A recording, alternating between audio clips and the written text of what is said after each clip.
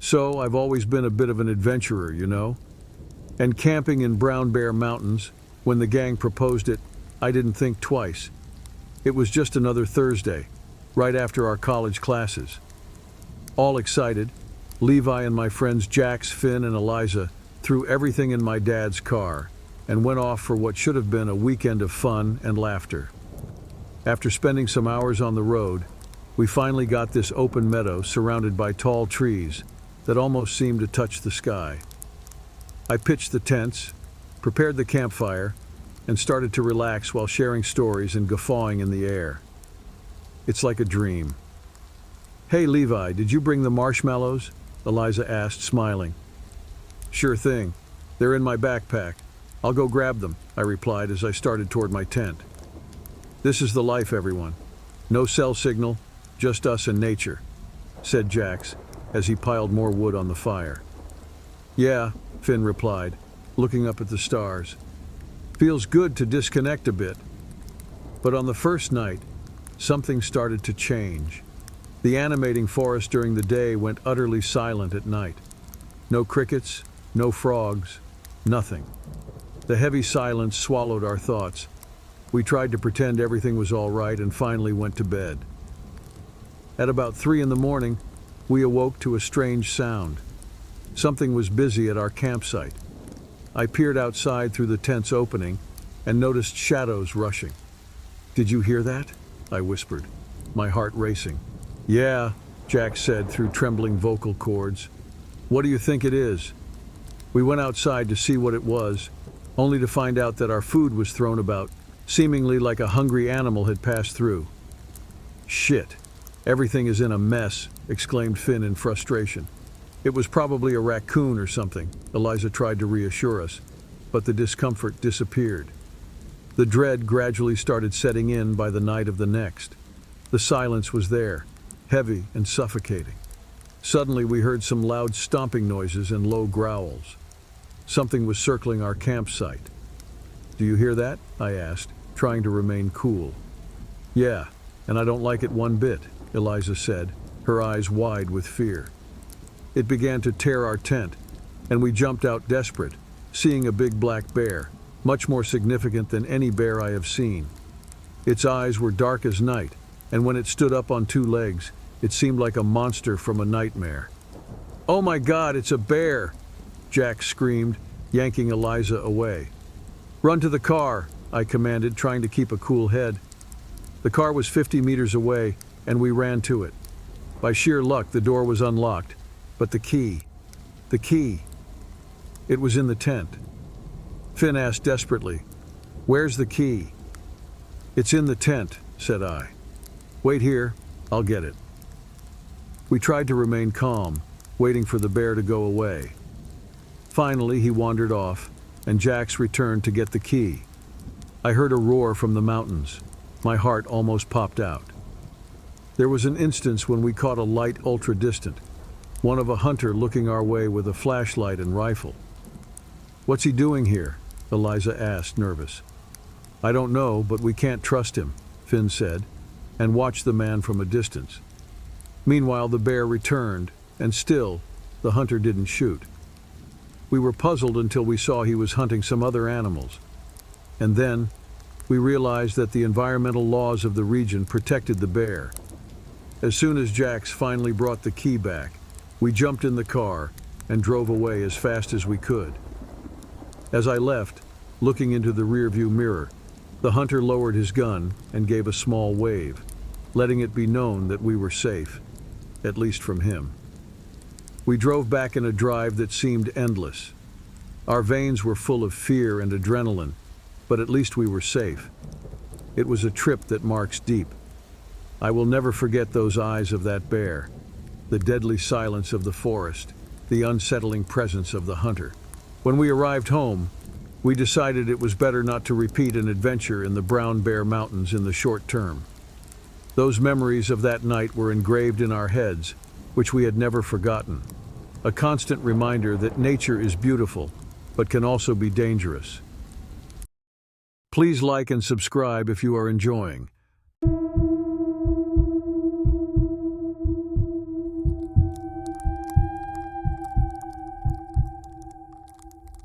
We were 6 that night: me, Jack, Mike, Sarah, Emily, and Tom.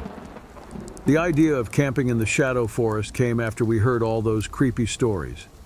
Disappearances, strange sightings, screams in the dead of night.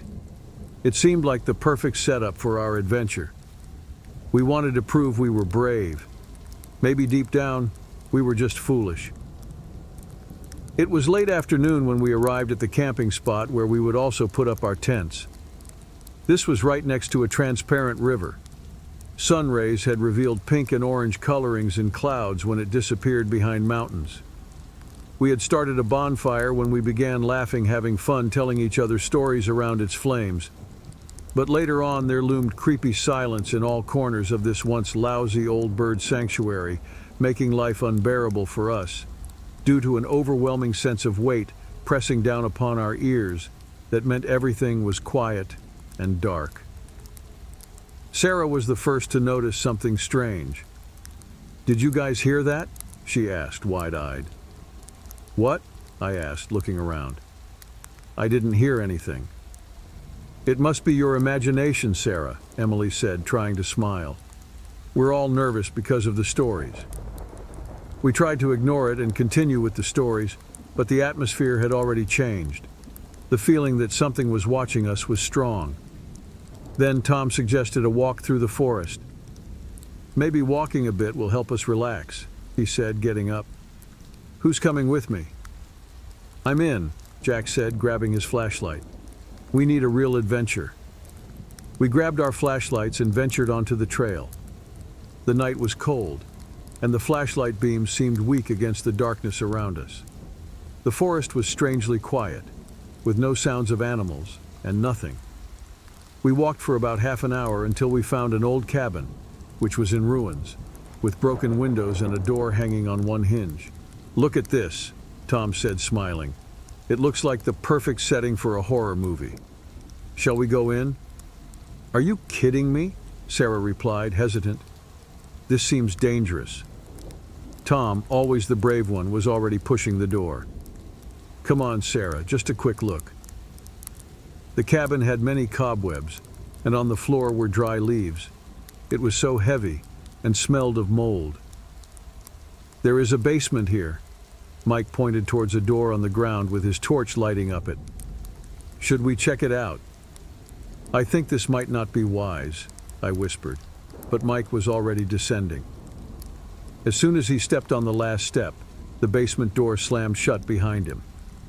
"Mike!" Emily shouted, running to the door. "Open it, quick!" We panicked, trying to open the door with no success.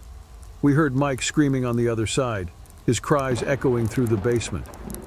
"Hold on tight," Jack said, trying to break down the door. Finally, we managed to open it and went down to where he was. We found Mike in shock, muttering nonsensical words. He was holding something in his hand, a strange amulet, darkened metal with indecipherable symbols. "What is this?" I asked, trying to take the amulet from his hands. "I don't know," Mike muttered with glazed eyes. It called me." We attempted to get Mike out, but he hesitated, resisting as if he was stuck. Finally, we did get him back to the camp. However, and then he continued to act abnormally by using a different language that none of us could understand.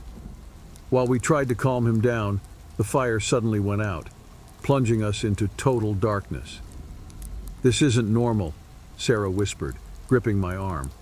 "We need to get out of here." That's when we saw it. At the edge of the clearing, there was something. It wasn't an animal or a person.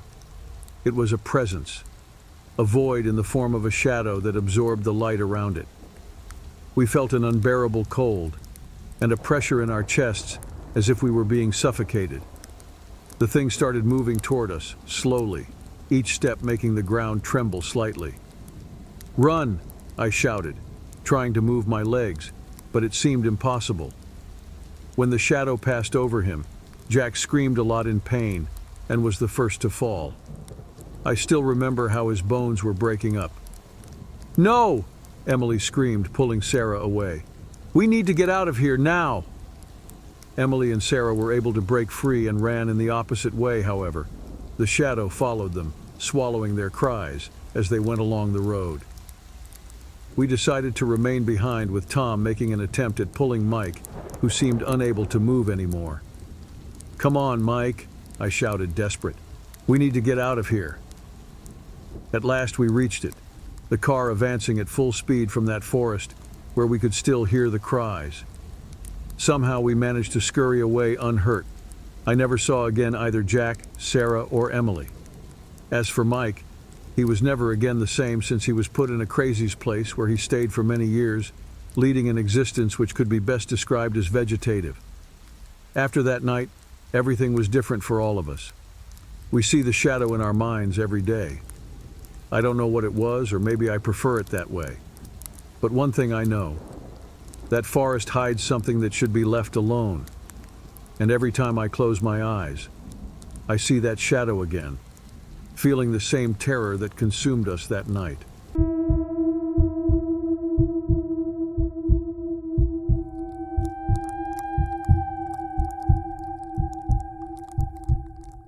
I reached the lake in late evening, sun slanting through the trees. Setting up my tent near water in a flat part, I kept watch. Darkening sky during which I made dinner quickly, lighting a fire. The day had been peaceful, but the atmosphere changed as night approached. Strange sounds began to reach me, cracks and scratches. My initial notion was that animals trod through the woods, but the sounds grew more frequent, more unnerving. To get rid of trouble, I left my home with a fishing pole today. At any rate, I put my fishing rod into the quite surface water of a lake, but it all felt unusual. It was as though they also could feel tense, since not even a single fish should touch my bait. Hence, I kept standing while my back got cold, staring into the gloomy surrounding. It was then that something caught my attention. Something dark, like a shadow, moving quickly in the trees. I looked at it, my heart in my mouth. Without a single sound, it glided effortlessly as though through the air. It appeared to be at one with the darkness, moving in and out of the shadows in between. Fear started to rise within me. I stopped fishing immediately, hurried into the tent and locked everything up. The noises continued outside, soft footsteps and murmurs I couldn't quite make out. Every sound made my heart jump, imagining what could be out there in the darkness. The hours passed slowly. With each sound, my body stiffened with pure terror. The night seemed endless, as if time had stopped with that strange presence. I felt that something very old and very evil was there, just waiting for the right moment. When the sun began to rise, there was finally a break. I cautiously stepped out of the tent, looking around carefully. The shadow had disappeared, but the feeling of it lingered in my mind, like it had left a mark. I quickly packed up and left, leaving behind that tranquil lake that had turned into a stage of terror. I never camped alone in that woods again, and to this day, I wonder what that thing was and why it crossed my path on that terrifying night. On the way back, I thought about what had happened. That shadow wasn't something natural. It was as if the darkness itself came to life in that forest. It was impossible not to wonder if there were more of them out there, lurking in the dark and silent woods of the world. I arrived home with a mix of relief at being away from that oppressive feeling and unease at not having answers.